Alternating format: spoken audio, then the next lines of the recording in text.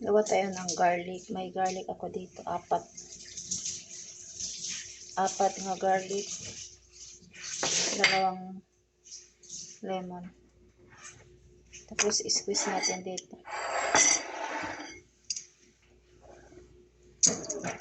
Ito ang ginagawa ko tuwing umaga. Pero hindi ko to inaaraw-araw ngayon kasi matagal na ako umiinom.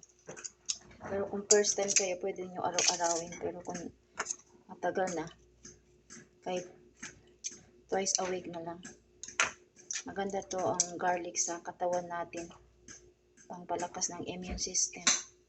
Pangpalakas ng immune system, hindi ka dapuan ng sakit. Tapos, ano pa to, maganda to sa may hypertension, yung mataas yung dugo, mataas yung presyon. Yung garlic, garantisado, epektibo. I-ano ko sa inyo, i-recommend sa inyo. Ito lang ginagawa ko. Kung may ubo, may sipon, ito lang ginagawa ko. Lagyan natin ng lemon. Tapos ang lemon, vitamin C. Tapos lagyan natin ng mainit na tubig. Para hindi siya masyadong maasid. Para yung acid niya hindi matapang. Tapos lagyan natin ng tubig para maano siya. Para makainom kaagad natin. Kailangan inumin natin to mainit-init pa. Huwag inumin na malamig. Kailangan mainit-init siya. Para yung mga dugo-dugo natin na pangpagising to. Sa mga sticky na dugo. Ito ang kailangan natin gawin tuwing umaga na wala pa kayo ng kape, wala pa nag-almusal. Ito ang inumin natin. Mainit pa.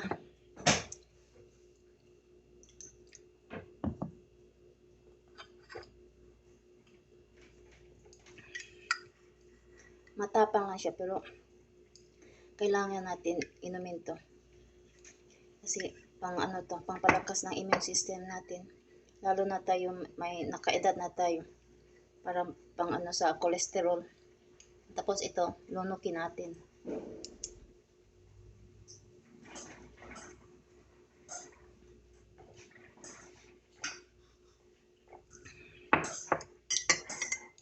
Pagkatapos natin to inumin ng isang baso. Tapos mag-inom din tayo ng normal na tubig. Pero mainitin pa rin. Kailangan sa tuwing umaga, 2 baso tayong uminom ng tubig na mainit-init pa. May ano ako dito, pampausok para pawala sa amoy. Kaya yan lang, salamat sa inyo. Good morning, good morning. Gawin nyo to para pampalakas ng immune system. Ako 52 na po ako. Pangano din to, pampalakas ng immune system, pampawala sa wrinkles, pampabata, at pampapayat. Kaya yan.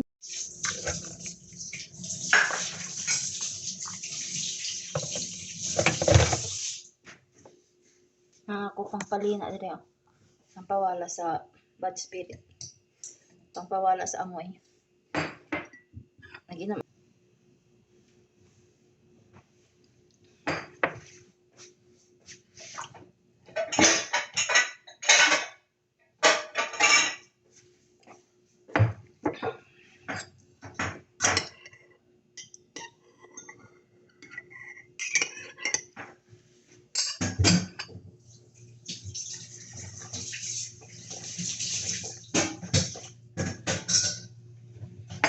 Tapos tayo mag-garlic. Tapos mag-ano na tayo. Mag-almusal na tayo. Ano tayo ng egg.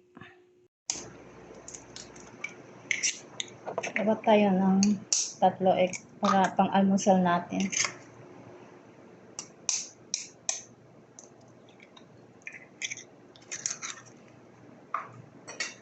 Tapos ang gamit ko olive oil.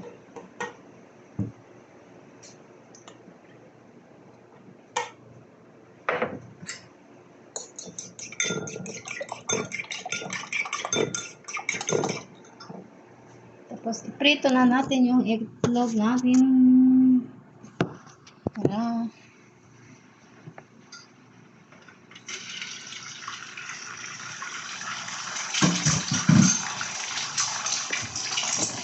Tapos lagyan natin ng paminta.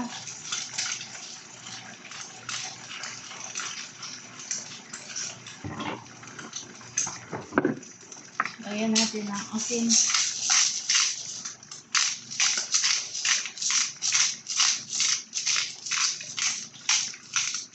Maganda to asin kasi dala exercise na sa braso natin.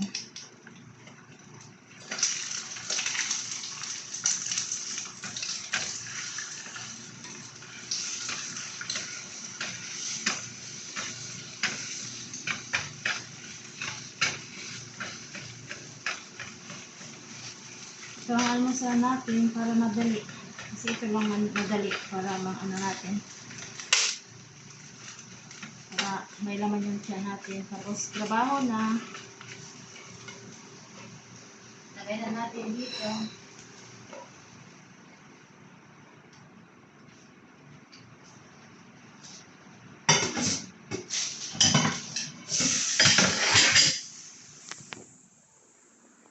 Tapos doon, may ano tayo, papausok para pawala sa smell. Mawala sa amoy ng itlog. Tapos ngayon, almusal na tayo. May kape na po ako dito. May black coffee na. Tapos ito ang pambansang tinapay dito sa abroad. Ang kubos. Yeah, yung sinasabi yung mga OFW. Kubos pa more. Kubos pa more. Ito ang buhay katulong. Tapos ito. Ito ang almusal namin.